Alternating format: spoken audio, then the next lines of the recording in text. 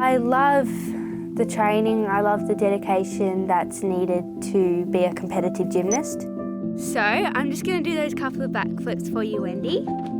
My dream is to one day represent Australia. It's looking good. It's a really nice tuck. Because of COVID, recently my lessons have been online. Stretch out. Gymnastics really allows me to zone out and forget about all that we've been through. 11 years ago, we lost everything in the Black Saturday bushfires. I was only 4 and I remember my dad coming in the door and yelling, "Get out now." The fires were heading straight for us. We frantically jumped in the car and raced right through the inferno. We barely made it out alive. Some of our neighbours weren't so lucky. When we returned a few days later, our home, the place I was born, was completely destroyed. I remember the bitter taste in the air, the stench of smoke, and the all-consuming darkness.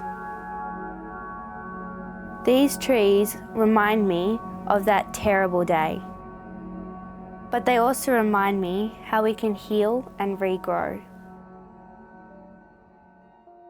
We eventually moved back. We built a shed and that's become our home.